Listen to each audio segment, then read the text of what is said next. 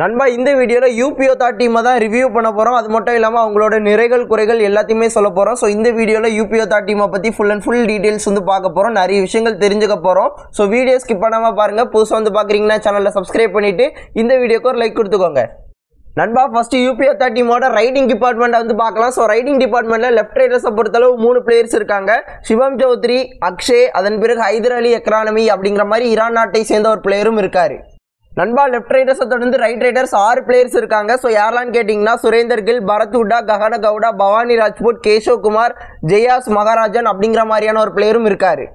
ஓவராலாக யூபியோதா டீமோட riding department பார்க்கும்போது பிலோ ஆவரேஜ் மாதிரி தான் தோணுது, ஓகேங்களா? ஏன்னா உங்ககிட்ட ப்ராப்பரான லெஃப்ட் ரைடர்ஸ் இல்லவே இல்லை, எல்லாமே யங் பிளேயர்ஸ் தான். அதில் அந்த ஈரான் பிளேயர் அந்த எக்ரானமி அப்படிங்கிற ஒருத்தர் மட்டும் லாஸ்ட் சீசன் யூம்பா டீமுக்காக மேட்சஸ் எல்லாமே ப்ளே பண்ணார். மேட் எக்ஸ்பீரியன்ஸ் அவருக்கு கொஞ்சம் இருக்கு, ஓகேங்களா? அதை தாண்டி லெஃப்ட் ரைடர்ஸ் அப்படிங்கிறது வந்து ப்ராப்பராக யாருமே இல்லை, எல்லாருமே யங் பிளேயர்ஸாக தான் இருக்காங்க. அஃப்கோர்ஸ் கபடி அப்படிங்கிற ஒரு கேம் வந்து யங்ஸ்டர்ஸ் கேமாக மாறிட்டு இருக்கு, அதில் எந்த ஒரு சந்தேகமும் இல்லை. ஆனால் பிகேஎல் மாதிரி ஒரு டோர்னமெண்ட் ப்ளே பண்ணும்போது எல்லா யங்ஸ்டர்ஸாலையும் அந்த பொட்டன்ஷியலாக அவங்களோட ஃபுல் ஸ்ட்ரென்த்தையும் டெலிவர் பண்ண முடியாது. ஒரு சில பிளேயர்ஸ்க்கு டைம் எடுக்கலாம், ஒரு சில பிளேயர்ஸ் டக்குன்னு பண்ணுவாங்க. ஸோ இந்த மாதிரி பல விஷயங்கள் இருக்குது, யார் எப்போ பண்ணுவாங்கன்னு தெரியல. ஆன் பேப்பர் பார்க்கும்போது லெஃப்ட் ரைடர்ஸ் ப்ராப்பராக இல்லை. ஸோ அதே போல் ரைட் ரைடர்ஸ் அப்படின்னு வரும்போது இந்த இடத்துல பயங்கரமாக வச்சிருக்காங்க. ஆனால் அங்கேயும் பிரச்சனை இருக்குது, ஐக்குவான பிளேயர்ஸ் எல்லாருமே வச்சிருக்காங்க, ஓகேங்களா? ஒரு சுரேந்தர் கில்லா இருக்கட்டும், பவானி ராஜ்புட்டா இருக்கட்டும், ஸோ இந்த மாதிரி பல பிளேயர்ஸ் இருக்காங்க.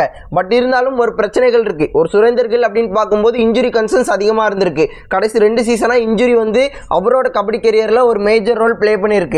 அதை தொடர்ந்து பரத் அப்படின்னு பார்த்தோம்னா லாஸ்ட் சீசன் வந்து ஆவரேஜான பர்ஃபார்மன்ஸஸ் தான் கொடுத்தாரு. அவரோட ஸ்டாண்டர்டுக்கு வந்து வேற லெவல் பர்ஃபார்மன்ஸஸ் கொடுத்துருக்கணும், பட் ஆவரேஜான பர்ஃபார்மன்ஸஸ் தான் கொடுத்தாரு. அதுவுமே அவரோட ஹைட்டை பயன்படுத்தி அதிகமான போனஸ் பாயிண்ட் எடுக்க தான் ட்ரை பண்ணாரு, தவிர அந்த டச் பாயிண்ட்ஸ் வந்து அதிகமாக எடுக்க முடியல. ஒருத்தர் வந்து ஆங்கிள் வச்சாலே அப்படியே நின்றாரு. ஸோ பெருசாக எந்த ஒரு ட்ரையும் பண்ண மாட்டேக்காரு. அது வந்து ஒரு பெரிய குறையாக இருக்குது. ஆனால் ஒரு முக்கியமான விஷயம் என்ன அப்படின்னு கேட்டிங்கன்னா, பரத்தால் லெஃப்ட் சைடும் ரைட் பண்ண முடியும், ரைட் சைடும் ரைட் பண்ண முடியும். ஸோ அது வந்து ஒரு பெரிய அட்வான்டேஜ் தான். அதை தாண்டி ககன கவுடா அப்படின்னு கேட்டிங்கன்னா அவர் ஒரு பெரிய பிளேயர்லாம் சொல்ல முடியாது, ஒரு ஆவரேஜான பர்ஃபார்மன்ஸஸ் எல்லா மேட்சஸுமே கொடுப்பார். அதை தாண்டி அவரால் அந்த பிரைமரி ரைடர் ரோல் எடுத்து ப்ளே பண்ண முடியுமான்னு கேட்டிங்கன்னா என்ன பொறுத்தளவு கிடையாது.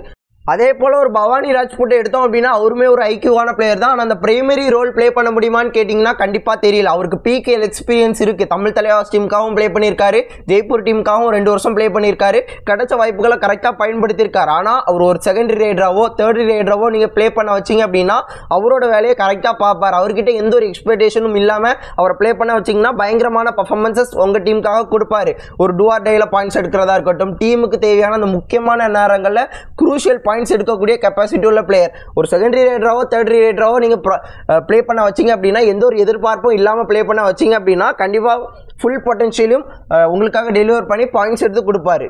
இதை தாண்டி ஒரு சில யங்ஸ்டர்ஸ் வந்து இருக்காங்க, அவங்க எந்த லெவலில் பர்ஃபார்மன்ஸ் பண்ண போகிறாங்க அப்படிங்கிறது வந்து தெரியல. ஆன் பேப்பர் பார்க்கும்போது இந்த டீமோட ரைடிங் யூனிட் வந்து பிலோ ஆவரேஜாக தான் இருக்குது.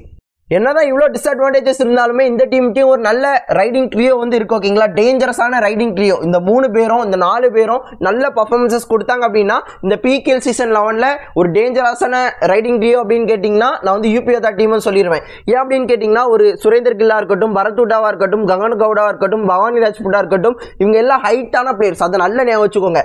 அசால்ட்டாக போனஸ் பாயிண்ட் எடுக்க முடியும், ஒருத்தர் அசால்ட்டாக ஹேண்ட் டச் பண்ண முடியும், ஒருத்தரை தொட்டுட்டு அப்படி படுத்தா போதும் லைன் கிட்ட போயிடுவாங்க. இவங்களை ஏதோ ஒரு 2 பேர் வந்து அவங்களோட ஃபுல் பொட்டன்ஷியலை ப்ளே பண்ணி நல்ல பர்ஃபார்மன்ஸஸ் கொடுத்தாங்க அப்படின்னா கண்டிப்பாக இந்த டீமோட ரைடிங் யூனிட் வந்து கண்டிப்பாக மற்ற டீமோட டிஃபென்ஸை வந்து பயங்கரமாக டேமேஜ் பண்ணும். அடுத்ததாக யூபியோதா டீமோட டிஃபென்ஸை பொறுத்தளவு ஃபர்ஸ்ட் அந்த கார்னர் பார்க்கலாம். கார்னரில் ரைட் கார்னரில் 2 பிளேயர்ஸ் இருக்காங்க. சாகுல் குமார், அவருக்கு பேக்கப்பாக ஹிதேஷ் அப்படிங்கிற ஒரு பிளேயர் இருக்காரு. லெஃப்ட் கார்னர்ஸ்லையும் 2 பிளேயர்ஸ் இருக்காங்க. சுமித், அவருக்கு பேக்கப்பாக முன்னாள் தமிழ் தலைவாஸ் பிளேயர் கபுத்ராங்கி இருக்கார், ஓகேங்களா? ஸோ இப்போ கவர் அப்படின்னு பார்க்கும்போது ரைட் கவர்ஸில் வந்து 2 பிளேயர்ஸ் இருக்காங்க. ஆஷிஷ் சிங், அதன் பிறகு சச்சின் மணிபால் அப்படிங்கிற மாதிரி ஒரு பிளேயர் இருக்காரு. லெஃப்ட் கவர்ஸை பொறுத்தளவு மகேந்தர் சிங், விவேக் சௌத்ரி, அதன் பிறகு கங்ராம் அப்படிங்கிற மாதிரியான ஒரு பிளேயரும் இருக்காரு. ஓவராலாக யூபியோதா டீமோட டிஃபென்ஸை பார்க்கும்போது ஓரளவு நல்ல பேலன்ஸாக இருக்குது, ஓகேங்களா? இந்த கார்னரில் வந்து ஒரு புது காம்பினேஷன் சுமித், அதன் பிறகு சாகுல் குமார், கவர்லையும் ஒரு புது காம்பினேஷன் மகேந்தர் சிங், அதுக்கப்புறம் ஆஷிஷ். ஓகே, ஓவராலாக பார்க்கும்போது ஓரளவு பேலன்ஸாக இருக்குது. பட் பேலன்ஸாக இருந்தாலுமே இந்த டிஃபென்ஸில் ஒரு சில ஓட்டைகள் இருக்குது. முக்கியமாக மகேந்தர் சிங் கவர் பொசிஷனில் ப்ளே பண்ணுறது வந்து ரொம்பவே கஷ்டமான விஷயங்கள் தான். ஆனால் அதிகமான நேரங்கள் அவசரப்படுவார். அதனால தான் லாஸ்ட் சீசன் வந்து மகேந்திர வந்து வெளியெடுத்துட்டு கோகுல கண்ணன், அதன் பிறகு இன்னொரு பிளேயர், அவர் பேர் கரெக்டாக தெரியல, நம்ம தமிழ் பசங்களை வந்து ப்ளே பண்ண வச்சாங்க. ஸோ அதனால் அவசரப்படாமல் ஓரளவு நல்லா கண்ட்ரோல் பண்ணி ப்ளே பண்ணார் அப்படின்னா அவர் தான் இந்த டிஃபென்ஸை தூக்கி நிறுத்தணும். ஸோ ஓரளவு கண்ட்ரோல் பண்ணி ப்ளே பண்ண ஆரம்பிச்சிட்டார் அப்படின்னா டீம் டிஃபென்ஸ் வந்து ஆட்டோமேட்டிக்காக செட் ஆயிரும். அதே தான் சாகுல் குமாருக்கும். ஒரு சில இடங்களில் கண்ட்ரோல் பண்ணி பயங்கரமாக ப்ளே பண்ணுவார், ஒரு சில இடங்கள்லாம் அவுட் ஆஃப் கண்ட்ரோல் போய் அதிகமான அட்வான்ஸ் டேக்கிள் பண்ணி பாயிண்ட்ஸும் கொடுத்துட்டே இருப்பார். ஸோ அதெல்லாம் ஓரளவு கண்ட்ரோல் பண்ணிட்டாங்க அப்படின்னா, இந்த மாதிரி ஒரு சின்ன சின்ன ஓட்டைகளை வந்து அவங்க சரி செஞ்சுட்டாங்க அப்படின்னா கண்டிப்பாக இந்த டிஃபென்ஸ் வந்து ஸ்ட்ராங்கான டிஃபென்ஸ் தான். முக்கியமாக இந்த டிஃபென்ஸில் வந்து நான் ஒருத்தரை பற்றி சொல்லி ஆகணும். யார் அப்படின்னு கேட்டிங்கன்னா, அந்த லெஃப்ட் கரெக்டாக தெரியல, கஹாங்கிராம் அப்படிங்கிற மாதிரி ஒரு பிளேயர் உண்டு, ராஜஸ்தானை சேர்ந்தவர். அவர் நேஷனல் கேம்ஸில் பயங்கரமான பர்ஃபார்மன்ஸஸ் வந்து கொடுத்தாரு. ஸோ அவரை வந்து NYPல சைன் பண்ணி எடுத்திருக்காங்க. ஸோ ஒரு நல்ல பிக் தான். ஸோ ஒரு மகேந்தர் நல்ல பர்ஃபார்மன்ஸ் கொடுக்கல அப்படின்னா மேபி நீங்கள் இவரை கூட ட்ரை பண்ணி நல்ல பர்ஃபார்மன்ஸ் கொடுக்கலாம். Player to watch out for இந்த யூபியோதா டீமில் நல்ல பர்ஃபார்மன்ஸ் கொடுக்கக்கூடிய ஒரு பிளேயர் தான். ஓவராலாக யூபியோதா டீமை பார்க்கும்போது ஒரு ஆவரேஜான ரைடிங் யூனிட் வச்சிருக்காங்க. அவங்களோட ரைடர்ஸ் வந்து ஃபுல் அண்ட் ஃபுல் அந்த நல்ல பர்ஃபார்மன்ஸஸ் கொடுத்தாங்க அப்படின்னா கண்டிப்பாக இந்த ரைடிங் யூனிட் வந்து வேறு லெவலில் போகும்.